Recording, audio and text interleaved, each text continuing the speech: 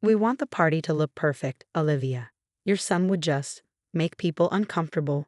My sister-in-law Amanda's words cut through the phone line like ice.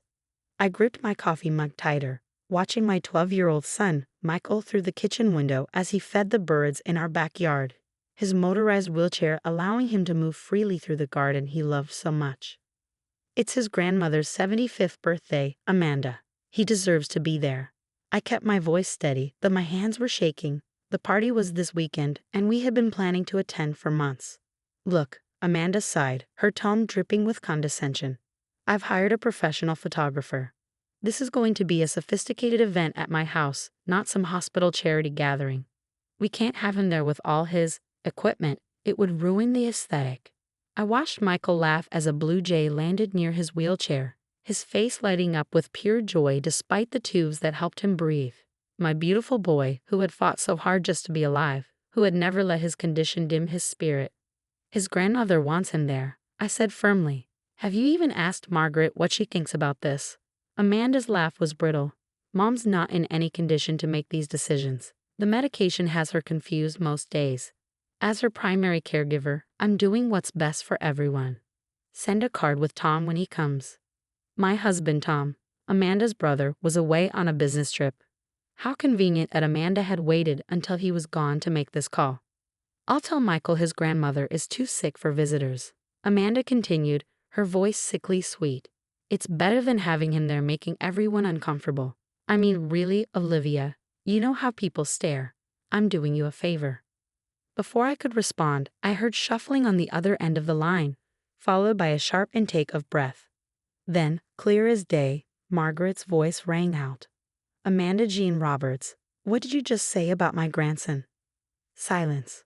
Then Margaret spoke again, her voice stronger than it had been in months. Give me that phone right now. Mom, you should be resting, Amanda protested, but Margaret wasn't having it. Olivia, are you still there, dear? Yes, Margaret, I'm here. You bring my precious Michael to this party. I don't care what anyone says. It's my birthday and I want all my grandchildren there. Her voice cracked slightly. And tell Michael his butterfly garden book is waiting for him. I got it specially. I felt tears prick my eyes. Margaret had always seen Michael for who he was. A bright, curious boy who loved nature and could name every butterfly species in North America. She had never treated him differently, never acted like his disability made him less worthy of love. Of course, Margaret. We'll be there. Amanda came back on the line, her voice tight with anger. Fine, bring him. But keep him in the corner or something. I don't want him in the main photos. I hung up without responding, my blood boiling. Through the window, I watched Michael carefully placing seeds in his bird feeder, his movements deliberate and precise despite the challenges his body presented. He was more normal than Amanda would ever be. The day of the party arrived, crisp and clear. I helped Michael put on his favorite blue shirt, the one that matched his eyes, and made sure all his equipment was properly secured to his wheelchair. As we pulled up to Amanda's sprawling house, I could see the party was in full swing.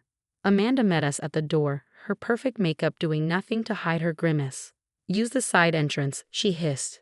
The photographer is setting up in the main hall. Before we could move, Margaret appeared behind her, surprisingly quick with her walker. Michael. My butterfly boy, she called out, her face lighting up. Come in, come in. I've been waiting for you. Michael beamed, carefully maneuvering his wheelchair through the front door despite Amanda's obvious displeasure. The photographer, a young woman with kind eyes, immediately came over. You must be Michael. Your grandmother hasn't stopped talking about you, she said warmly. I hear you're quite the nature photographer yourself. Would you like to see my camera setup? Amanda's face turned an interesting shade of red as the photographer spent the next 15 minutes showing Michael her equipment, genuinely interested in his own wildlife photos, ones he had taken from his wheelchair. The party progressed, and despite Amanda's attempts to keep us relegated to the corners, Margaret kept calling Michael to her side, proudly introducing him to everyone as her brilliant grandson who knows more about butterflies than that Nature Channel. I noticed Margaret seemed more tired than usual, but her eyes were sharp as she watched Amanda's behavior throughout the day. Several times I caught her making notes in a small notebook she kept in her pocket, her expression thoughtful. 2 weeks later, we received the call that changed everything. Margaret had passed away peacefully in her sleep. The call for the will reading came shortly after, with strict instructions that all family members must attend. None of us could have predicted what would happen next. The day of the will reading was overcast, matching the somber mood as we gathered in Mr. Peterson's law office. Amanda had positioned herself front and center, dressed in designer black as if starring in her own personal tragedy. She kept shooting pointed looks at Michael's wheelchair, which I had placed right beside my chair, clearly annoyed by the software of his breathing equipment. "We should do this quickly," she announced to the room. "All this medical machinery is disrupting the solemnity of the moment." Mr. Peterson, Margaret's lawyer for over 30 years, peered at Amanda over his reading glasses with barely concealed disapproval. "Actually, Mrs. Roberts, your mother was quite specific about wanting everyone comfortable and present for this reading. Shall we begin?" He pulled out a thick envelope, the seal unbroken. This one was updated 2 weeks ago, the day after Margaret's 75th birthday party. Amanda sat up straighter, a smug smile playing at her lips. As Margaret's primary caregiver, she had clearly been expecting the lion's share of the estate. "First," Mr. Peterson began, "to my daughter Amanda." He paused, adjusting his glasses. "I leave my collection of family photographs with the hope that you will finally learn to see the true beauty in all your family members, not just the ones who fit your narrow view of perfection." The smug smile slipped from Amanda's face. That's it. "To my son Tom," Mr. Peterson continued, nodding at my husband, "I leave my late husband's woodworking tools and workshop, knowing you'll continue the tradition of building beautiful things with patience and care." Tom squeezed my hand, tears in his eyes. He had spent countless hours in that workshop with his father as a boy. "To my daughter-in-law Olivia," Mr. Peterson looked at me warmly, "I leave my personal library and all its contents, including my collection of rare botanical books. Your gentle spirit and fierce protection of those you love remind me so much of myself." I thought of all the afternoons I had spent with Margaret in that library, discussing books while Michael played nearby. She had taught me so much about standing firm in the face of prejudice. "And to my beloved grandson Michael," Mr. Peterson's voice softened as he turned to face my son, "I leave my house and grounds, including the greenhouse and gardens, along with a trust to maintain them. Your love of nature and ability to find beauty in every living thing has been one of my life's greatest joys." Michael's eyes widened in surprise and delight. The gardens had been his special place with his grandmother, where she had taught him about butterflies and plants from his wheelchair. "The remainder of my estate," Mr. Peterson continued, raising his voice slightly as Amanda began sputtering protests, "is to be divided into 2 portions. The first will establish a foundation for making public gardens more accessible to people with disabilities. The second will fund a butterfly conservation program to be overseen by Michael when he comes of age." Amanda shot to her feet. "This is ridiculous." She was confused, all those medications. "I took care of her. That house should be mine." Mr. Peterson calmly pulled out another envelope. Margaret anticipated this reaction. She asked me to read this letter in such an event. He cleared his throat and began to read. "My dearest family, if this letter is being read, it means Amanda is protesting my decisions. Let me be clear. I was perfectly sound of mind when making these choices. In fact, it was at my birthday party that I gained complete clarity. When I overheard Amanda trying to exclude Michael, when I watched her spend the entire party trying to hide him away, I realized she had lost sight of what truly matters. A family's perfection isn't found in photographs or appearances. It's found in the love we show each other, especially those who face life's greatest challenges." I've watched Michael face every obstacle with courage and joy, while Amanda has grown increasingly shallow and cold. The house and gardens will flourish under Michael's care because he understands what I've always known, that true beauty grows in the most unexpected places. The room fell silent except for the gentle whir of Michael's equipment. Amanda stood frozen, her face a mask of shock and fury. Mr. Peterson folded the letter and looked at her steadily. "The will is legally binding, Mrs. Roberts. Your mother had 2 separate doctors verify her mental competency the day she made these changes."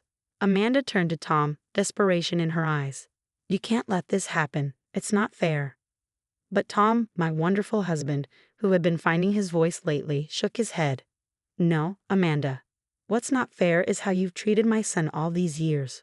Mom made her choices, and I support them completely. As we prepared to leave the office, I caught sight of our reflection in the window. Michael in his wheelchair, surrounded by people who loved him exactly as he was. Amanda stood apart, her perfect image finally cracked, revealing the ugliness that had been there all along. The real estate paperwork would be drawn up next week. Soon, Michael's beloved butterfly garden would be his own, a legacy from the grandmother who had seen the true beauty of his soul. And Amanda? She had her photographs. Perfect images of a perfection that never really existed. I hoped that someday she'd learn to see beyond them. 1 month after the will reading, Michael and I stood at the entrance of his new garden. Spring was arriving, bringing with it the first butterflies of the season.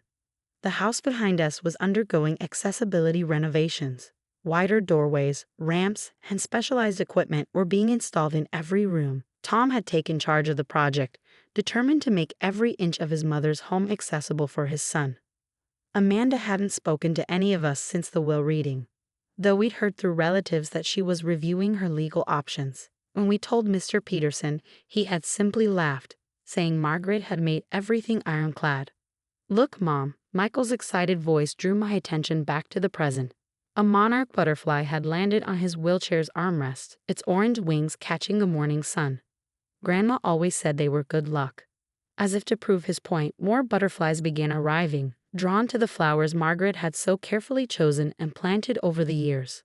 Michael knew every species by sight, rattling off their scientific names with enthusiasm. "Mrs. Mitchell," a voice called from the driveway. It was Sarah, the photographer from the birthday party. She smiled warmly as she approached. "I hope you don't mind me stopping by. I have something I think you should see." She pulled out an envelope containing photographs from Margaret's party. But these weren't the formal shots Amanda had demanded.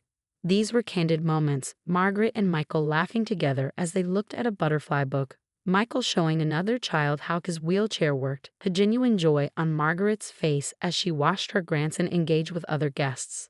"Your mother-in-law asked me to take these," Sarah explained.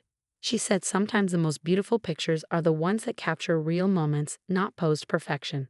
Tears welled in my eyes as I flipped through the photos.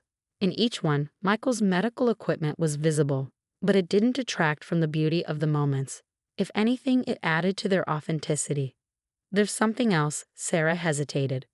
"I overheard Mrs. Roberts, Amanda, making some calls that day. She was trying to arrange for Margaret to be moved to a nursing home, claiming she was no longer competent to make decisions." My head snapped up. "What?" Sarah nodded grimly. "I told Margaret what I'd heard. That's when she asked for my card and said she had some urgent business to take care of. I guess now I know what that business was." The pieces clicked into place. Margaret's sudden will change hadn't just been about the birthday party, she'd been protecting herself and her legacy from Amanda's manipulations.